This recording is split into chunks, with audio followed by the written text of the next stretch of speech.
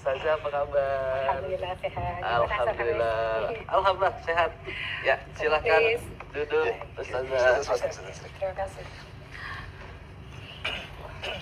Sibuk bener nih kayaknya di kampus atau di universitas ya? Biasa lagi baca kerjaan penelitian dan mengajar biasa. Wah, sepertinya saya suatu saat pengen juga kuliah di sana nih ya. Siap, kita tunggu. Di fakultas baru. Baik, alhamdulillah. Saya senang, tentunya saya bersyukur selalu berjumpa dan dipertemukan dengan orang-orang alim. Jadi bagaimana nih tentang tema kita yaitu hablum minallah dan hablum minanas, dan bagaimana Al-Quran menjelaskan tentang itu. Iya, sebagaimana tadi yang sudah dijelaskan oleh guru kita, Pak Yai Mukhlis, alhamdulillah kita banyak sekali belajar dari beliau ya. Kalau saya hanya menambahkan saja. Ya, jadi kalau kita lihat dalam kitab tafsir Ibnu Katsir dan Tobari, di situ dijelaskan makna hablum minallah wa hablum minanas itu lebih kepada tadi sebagaimana yang beliau ajarkan adalah tali ajaran agama Allah ya. Dan itu bersifat ubudiyah. Nah, ubudiyah itu maknanya apa? Kalau menurut Imam Ghazali, kalau kita lihat lagi dalam kitab beliau, itu artinya adalah kita menjalankan perintah Allah dan menjauhi segala larangannya dan ridho atas takdir Allah. Itu ubudiyah kita kepada Allah tadi untuk menjaga yang beliau katakan, menjaga relasi harmonis kita kepada Allah melalui itu tadi, menjalankan apa yang Allah perintahkan dan menjauhi yang Allah larang dan ridho terhadap ketentuan takdir dari Allah. Nah, itu kalau hablum minallah. Kalau hablum minanasnya itu lebih kepada relasi horizontal. Kalau tadi vertikal ya kepada Allah, kalau hablum minanas itu lebih kepada relasi horizontal kita kepada sesama manusia. Nah, relasi vertikal ini sebagaimana tadi disampaikan Pak Mukhlis itu harus seimbang antara hubungan harmonis kita kepada Allah dan hubungan harmonis kita kepada sesama manusia. Bahkan ada yang menarik dalam ajaran Islam, hubungan baik itu bukan hanya kepada sesama manusia, tetapi juga kepada makhluk ciptaan Allah yang lain. Nah, oleh sebab itu dalam ajaran Islam berbuat harmonis itu bisa kita lakukan kepada siapapun. Ya, bahkan tadi ayat yang diungkap itu mengajarkan kepada kita untuk komitmen dengan perjanjian yang jika sudah kita sepakati, meskipun itu antara kita dengan non-muslim, jika itu telah disepakati kita tidak boleh melanggarnya. Nah, itu dalam rangka apa? Untuk menjaga keharmonisan hidup antar manusia. Nah, oleh sebab itu relasi horizontal dari hablum minanas ini sebagaimana yang sekarang kita lakukan bersama para jamaah, ini kan lagi hablum minanas nih. Hablum minanas. Hablum minallahnya tadi udah waktu sholat subuh. Sekarang ini hablum minanasnya salah satunya adalah kita dengan melaksanakan pengajian ini ya, kajian Islami. Ini adalah salah satu bentuk hablum minanas kita, silaturahim bersama ibu-ibu jamaah dari Majelis Talim di Tangerang ya, Masya Allah cantik-cantik sekali ya. Dan mudah-mudahan nanti silaturahimnya kita nggak berhenti di sini aja nih Mas Hafiz. Iya, betul, amin. Kata Nabi kan nanti kita di akhirat bersama orang yang kita cintai ya Pak Mukhlis ya. Nah, mudah-mudahan kita mencintai karena Allah ya Bu ya. Nanti di surga kita ketemu lagi. Baik, Ustazah, nanti kita lanjutkan kembali ya pembahasan kita. Dan buat pemirsa jangan kemana-mana, nanti akan terus kita lanjutkan, tetap bersama kami di Serambi Islami. Ustazah ya, apakah Al-Quran menjelaskan konsep ukhuwah atau persaudaraan selain ukhuwah Islamnya? Iya, saya juga jadi pengen nyambung apa yang disampaikan oleh guru kita tentang tadi hubungan vertikal dan horizontal itu. Kalau yang vertikal itu tadi kepada ibadah mahdoh ya Ustaz ya, tapi kalau yang horizontal itu ghairu mahdoh. Jadi kalau mahdoh itu kan artinya ibadah yang memang langsung kepada Allah. Tadi contohnya sholat, terus kemudian kita berpuasa itu kan ibadah langsung kepada Allah. Tapi kalau yang ghairu mahdoh itu berarti ibadah yang tidak langsung tertuju kepada Allah, tapi kita lakukan demi mencari keriduan Allah dan rahmat Allah. Itu tadi salah satunya dengan menjalin ukhuwah Islamiyah. Nah, makanya ukhuwah Islamiyah itu juga termasuk bagian dari ibadah karena kita menjalankan ajaran Allah untuk mencintai sesama makhluknya kan.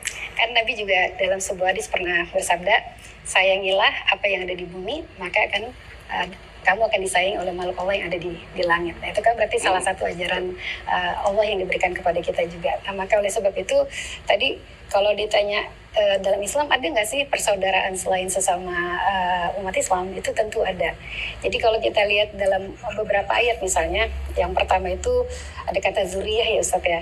Jadi kata zuriyah itu menggambarkan tentang persaudaraan biologis. Nah, ibu-ibu melahirkan anaknya, maka anak-anaknya itu saudara secara biologis. Itu ada kata dzurriyyah. Ada juga misalnya dalam Al-Quran itu, nah persaudaraan itu macam-macam tuh. Kan dari kata akhun ya, akhun itu artinya bisa saudara atau bisa yang maknanya sama. Nah, dalam Al-Quran ini juga menarik. Ternyata kita bukan cuma bersaudara dengan sesama manusia juga, tetapi bisa sama setan loh. Kok bisa gitu? Karena dalam Al-Quran itu ada gambaran innal mubadirina kanu ikhwana syayatin kan. Berarti kita sama setan dalam hal apa? Samanya kalau orang yang boros. Maka orang yang boros itu di dalam Al-Quran dikatakan saudaranya setan karena sama-sama boros. Nah, maka itu saudara dalam tanda kutip kesamaan sifat. Itu yang negatif ya. Artinya banyak jenis persaudaraan. Ada juga persaudaraan sesama Islam. Innamal mu'minuna ikhwah. Ya, dalam Al-Quran. Jadi memang udah jelas itu kita dikatakan sebagai sesama muslim kita ini adalah saudara. Bahkan dalam hadis kita ini seperti satu tubuh. Kalau yang satu demam semuanya merasa sakit. Makanya kalau ada saudara-saudara kita muslim yang disakiti, kita pasti akan ikut merasa sakit karena kita merasakan penderitaan mereka. Ada juga persaudaraan yang menarik yang tadi sempat saya setir di awal, yang tadi juga disampaikan oleh Pak Mukhlis tentang fungsi kita sebagai khalifah, terus kemudian kita sebagai pemakmur bumi dari kata istimar. Itu adalah persaudaraan kita dengan makhluk ciptaan Allah yang lain. Nah, misalnya dalam Al-Quran itu wa ma min dabbatin fil ardi wala ta'irin yatiru bi janahihi illa umamun amsalukum, kata Allah. Jadi tidak ada binatang yang melata dan burung yang terbang di angkasa itu semuanya itu sama seperti kamu, yaitu punya komunitasnya masing-masing. Nah, berarti di situ Allah mengajarkan kepada kita, mereka juga sama loh, makhluk ciptaan aku, dan itu saudara kamu sebagai sesama makhluk ciptaan Allah. Jadi kita juga bersaudara nih dengan alam raya ini karena kita semua adalah makhluk ciptaan Allah. Yang tadi dikatakan sama Ustadz Mukhlis, tugas kita itu sebagai khalifah adalah untuk tadi menjadi God representator, menjadi perwakilan Tuhan untuk memanage alam raya, untuk boleh menggunakan sumber daya alamnya, tapi tidak untuk dieksploitasi. Bukan untuk dihabiskan, tapi di-manage. Ya, di-manage itu artinya kita boleh pakai nih, tapi jangan dihabiskan. Kalau siapa ibu-ibu yang senang masak ayam? Semua ya senang masak ayam. Tapi kalau ayam tinggal 2, itu nggak boleh dimasak lagi, Bu. Karena dia akan punah. Kita harus menjaga sustainabilitasnya, kita harus menjaga keberlangsungannya supaya nanti anak cucu kita bisa makan ayam. Ya, jadi nggak boleh dimakan lagi tuh ayam kalau tinggal 2 tadi ya, nggak dimakan lagi, Bu. Tapi kan ayam masih banyak, masih aman. Baik, Ustazah. Sama di rumah juga gitu, Ustazah. Jadi kalau ayam tinggal 2, saya mau ambil langsung istri saya bilang buat anak. Jadi saya belum. Baik, nanti kita lanjutkan kembali. Buat pemirsa jangan kemana-mana, tetaplah bersama kami di Serambi Islam.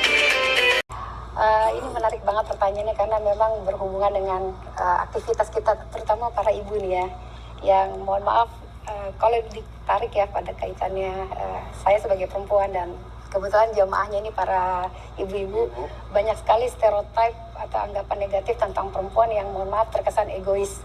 Kita egois nggak nih ibu-ibu? Biasanya banyak stereotip ya, ibu-ibu kalau naik motor saya naik kiri beloknya kanan gitu ya. Oh iya. Itu bentuk hablum minanas yang tidak baik ya, karena membahayakan bukan hanya diri sendiri tapi juga orang lain. Atau kita nggak mau antri. Kalau dalam suasana misalnya membayar sesuatu atau kita mau mengambil sesuatu, kita nggak mau antri, itu juga salah satu bukti hablum minanas yang nggak baik. Artinya itu sebenarnya bisa kita pandang sebagai common sense yang kita paham ya, kalau kita melanggar sesuatu yang berlainan dengan etika masyarakat yang sudah berlaku, itu tanda bahwa kita tidak baik secara hubungan horizontal kita kepada sesama manusia. Jadi sesuatu yang menyenangkan, sesuatu yang membahagiakan, sesuatu yang membuat orang merasa nyaman dengan kita, itulah bagaimana kita membuat orang-orang itu yang di sekeliling kita merasa nyaman. Rasulullah itu kan dikatakan amanah karena Rasulullah itu mampu membuat orang merasa aman dengan Rasulullah. Kita kalau mau merasa aman dengan orang gimana, Bu? Biasanya kita akan membuat orang itu percaya, membuat orang itu nyaman, membuat orang itu bahagia. Sehingga bisa jadi kita baru ketemu pertama kali nih, tapi karena kita merasa nyaman satu sama lain, maka itu adalah salah satu hati kita sudah terikat. Kalau dulu saya belajar tasawuf sama Prof mulai di Kartanegara, indahnya kita sesama umat Islam itu ukhuwah Islamiyah, kita akan satu frekuensi hati kita. Nah, orang yang satu frekuensi hatinya ini itu nggak usah diajarin. Saya nggak perlu diajarin bagaimana mencintai ibu-ibu, ibu-ibu juga perlu tidak diajarkan mencintai kami, karena itu udah hati. Cinta itu kan sesuatu yang tidak bisa dipaksakan, dia mengalir begitu saja. Maka ketika rasa cinta itu sudah ada dalam kehidupan kita, aktivitas atau akhlak kita yang baik kepada orang lain itu akan teraktualisasi dalam bentuk interaksi yang harmonis. Kita nggak mungkin mencaci orang, kita nggak mungkin berkata kasar, kita nggak mungkin mengambil hak orang, kita nggak mungkin menyakiti tetangga dan seterusnya. Maka tadi sebagaimana yang dikatakan Ustadz Mukhlis, interaksi harmonis kita itu mengejawantahkan ibadah harmonis kita kepada Allah. Jangan-jangan tadi belum hadir hatinya, cuma harmonis sama Allah tapi hatinya belum hadir, sehingga belum mampu merubah karakter itu insight dari dalam hatinya, sehingga itu tadi teraktualisasi juga dalam aktivitas yang baik kepada sesama manusia.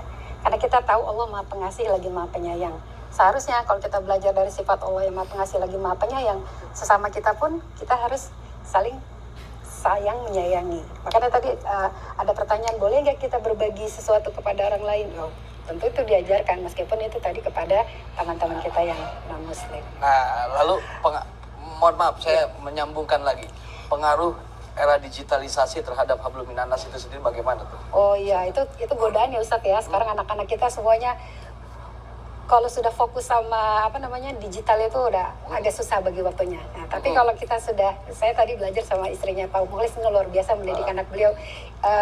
Kebetulan dekat sama istri beliau. Itu beliau bisa mendidik anaknya, satu sisi memang ada tugas sekolah yang dalam dunia digital, tapi pada satu sisi ketika waktunya ibadah, ketika waktunya belajar, itu ada waktu yang perlu dibagi.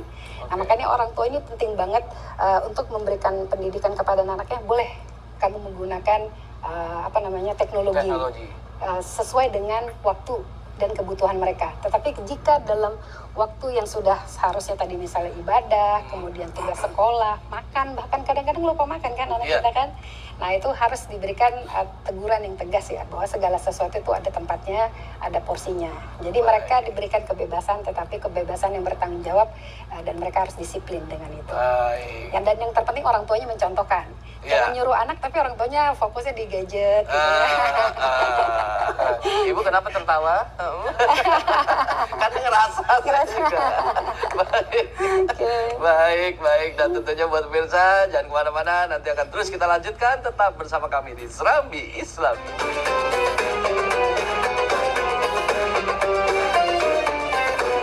Oleh guru-guru kita dan narasumber kita, yaitu tema hablum minallah, hablum minannas. Dan di akhir segmen ini tentunya kita ingin mendapatkan kesimpulan-kesimpulan yang terbaik yang semoga bisa jadi catatan dan jadi pembelajaran untuk kita agar kita amalkan dalam kehidupan kita. Baik, pertama kita akan minta kesimpulan dari Ibu Ustazah Nur Arfiah. Silahkan.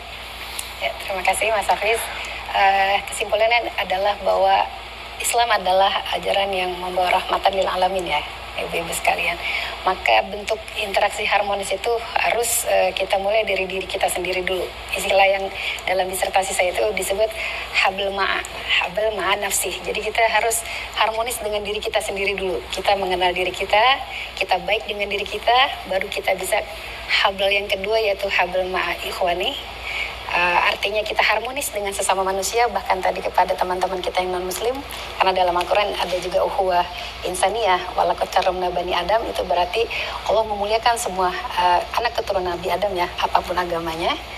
Itu berarti setelah habl ma nafsi, habl ma ikhwani, yang ketiga habl ma biati, tadi dengan lingkungan, sebagaimana yang tadi disampaikan sama Pak Mukhlis, tugas kita sebagai khalifah dan istiqmar. Dan yang paling puncak tadi habl ma Allah, yaitu bagaimana kita menjalin relasi harmonis kita kepada Allah Subhanahu wa taala melalui tadi ubudiyah kita. Jadi harus seimbang antara ubudiyah kepada Allah dan itu teraktualisasi dalam relasi harmonis kita kepada sesama manusia. Jadi harus sama-sama harmonis. Baik. Alhamdulillah. Dan selanjutnya